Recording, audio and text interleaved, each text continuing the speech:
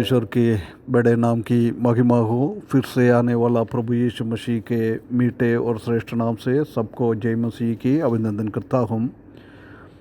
फिर से एक बार और सुबह के टाइम परमेश्वर का वचन के साथ थोड़ा टाइम मनन करने के लिए परमेश्वर ने एक और अवसर हमारे जीवन में दिया है, इसलिए हम परमेश्वर को धन्यवाद करता हूँ। पिछले दिनों में हम निर्गमन की किताब में से चालू किया है पहला अध्याय, उसका 11वें पद तक हमने पिछले दिनों में ध्यान दिया था। आज हम उसका 12 से 14 पद तक हम थोड़ा देखेंगे। उधर हम देख सकते हैं कि Israel prospers and grows despite the hard bondage of the Egyptians.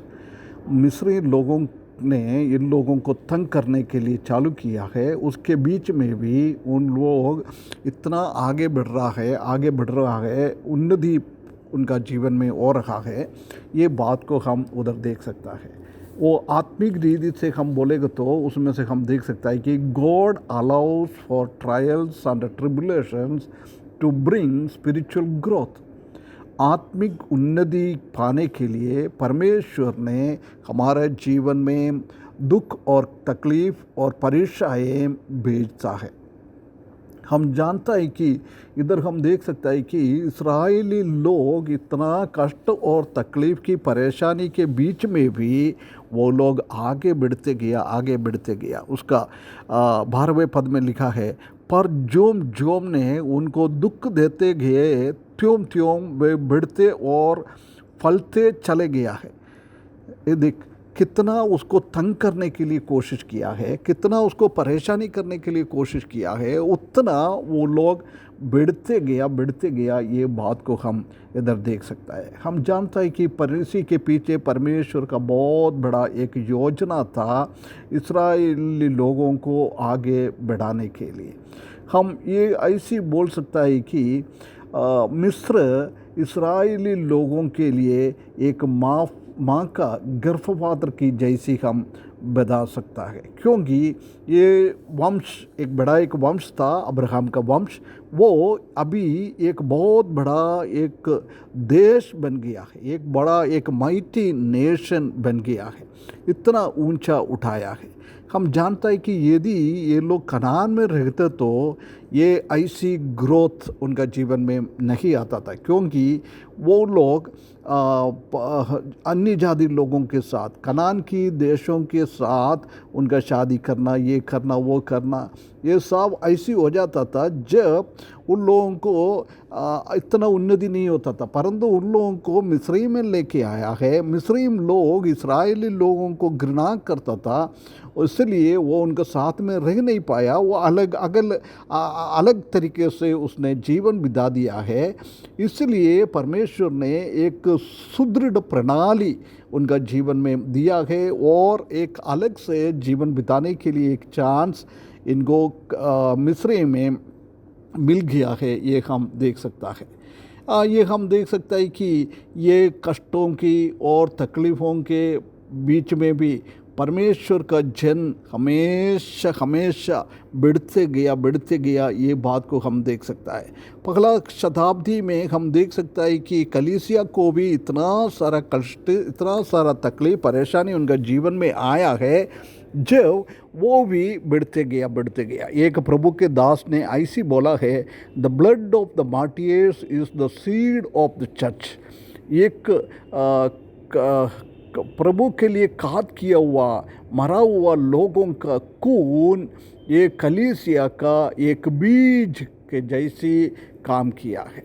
उन लोगों के वो बीज में से, मृत्यु से कलीसिया आगे बढ़ते गया है। ये बात को हम देख सकता है। हम देख सकता है कि एक जहाज के ऊपर इतना हवा आता है, इतना आंधी आता है, तूफान आता है, ऐसे लगता है कि अब भी ये जहाज ख़त्म हो जाएगा। परंतु हम देख सकता है कि कितना आंधी तूफान उनके ऊपर आ जाता है, उतना जहाज का स्पीड बढ़ते जाता है। हमारे जीवन में भी ऐसी है। प्रिय भाइयों बहनों, हमारे जीवन में भी तकलीफ़ और परेशानी परमेश्वर देता है, उसी से हमारा आत्मिक रीति से हमारा उन्नति को हम देख सकता है। उनका तकलीफ़ और परेशानी के बीच में वो बंदी बनकर रह रहा था, उसी के बीच में भी ये परमेश्वर ने उनको आशीष दिया है। परमेश्वर को उद्देश्य को पूरा करने के लिए, उनका अनंत काल का योजना पूरा करने के लिए परमेश्वर ने एक दीदी से उनको लेके गया है, ये हम देख सकता है। वो इजिप्शियन लोग ने, मिस्री लोग ने इसको इतना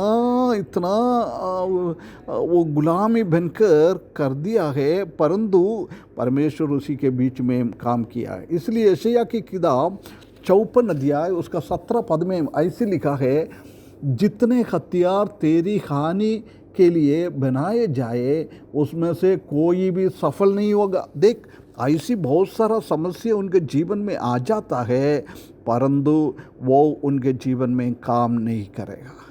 ये फरो इसको मारने के लिए कोशिश नहीं किया है। फरो ने उसको तंग और तकलीफ़ और गुलामी में इतना काम करने के लिए उनको किया है, परंतु परमेश्वर उसी के बीच में भी उन लोगों को इतना आगे बढ़ाया है, ये बात को हम देख सकता है। हम जानता है कि सातान ने परमेश्वर का संतानों के विरुद्ध में काम करने के लिए सबसे पहला लेके आता है ट्रिबुलेशन एंड फियर, कष्ट और क्लेश और डरावना। इसी से लोगों को कदम करने के लिए शैतान हमेशा काम करता है। ये फरो का भी सबसे पहला स्कीम वही था, उनके जीवन में बहुत तकलीफ, परेशानी, क्लेश देने का था। शैतान अच्छी तरफ से मालूम है, जिसका विश्वास उसी का इतना अच्छा नहीं है, वो लोग ऐसी तकलीफ़ और परेशानी के बीच में वो विश्वास छोड़ के चले जाएगा। ये बात को हम देख सकता है। परमेश्वर को मालूम था ये शैतान ऐसी काम करता है। आज भी हम देख सकता है कि कलीसिया के विरुद्ध में भी ऐसी काम करता है। कलीसिया को कदम करने के लिए, विश्वासियों को कदर करने के लिए क्लेश और तकलीफ़ और परेशानी उनके जीवन में देता है। इसलिए पहला कोरिन्थियों 10:11 में हम देख सकता है कि ऐसी लिखा है, ये पुराना नियमों का विश्वासी लोगों के बीच में आया हुआ गड़बड़ियों को बताने के बाद पौलुस बता रहा है कि ये तुम्हारा सुधार के लिए ये लिखा हुआ है, तुम्हारे एक नमूना के लिए ये बातें लिखा हुआ है। ये बात को हम देख सकता है। प्रिय भाइयों बहनों, हम अपने आप को एक बार फर्क कर देखें। ये कठिनाई और तकलीफ़ के बीच में हमारा विश्वास, हमारा परमेश्वर के ऊपर का भरोसा कैसा है, एक बार अपन को फर्क कर देखना है। और हम देख सकते हैं कि God tests us to show us where our hearts are evil. इसलिए परमेश्वर ने हमको परीक्षा करता है कि हमारा हृदय कैसा है, हमारे हृदय के अंदर कितना दुष्टता है। ये बात को देखने के लिए परमेश्वर ये बातों को हमको लेके आता है ना। याकूब की किताब पहला अध्याय उसका 2 पद में लिखा है, तुम्हारे जीवन में परेशानी आने के टाइम तुम उसी में आनंदित होना चाहिए। और याकूब का पहला अध्याय 13-14 पद में हम देख सकते हैं कि परमेश्वर ने कभी भी हमको प्रलोभन से टेस्ट नहीं करेगा। परमेश्वर हमको फर्क कर देखता है, टेस्ट करता है। हमारा हृदय कहाँ है वो देखने के लिए यिर्मयाह की किताब 17 अध्याय उसका 9 पद में हम देख सकता है कि हमारा हृदय को, स्थिति को देखने के लिए परमेश्वर हमको फर्क कर देखता है। भजन 139 का आखिरी पदों में हम 23 पद में हम देख सकता है कि दाऊद ऐसी प्रार्थना करता है कि प्रभु परमेश्वर मुझे एक बार जांच ले, मेरा हृदय के अंदर कुछ गड़बड़ियाँ तो है नहीं है, कुछ विकटनेस को है नहीं है, कोई दुष्टता से भरा हुआ तो है नहीं है। ये देखने के लिए उसने ऐसी काम किया है। प्रिय भाइयों बहनों, हमारा हृदय हम देखें, हम कष्ट और तकलीफ़ के बीच में हमारा हृदय को प्रभु के लिए अच्छा बने और पवित्रता में हम बदल दे और हम विश्वास में आगे बढ़े, आत्मिकता में आगे बढ़े, ये परमेश्वर हमसे चाहता है।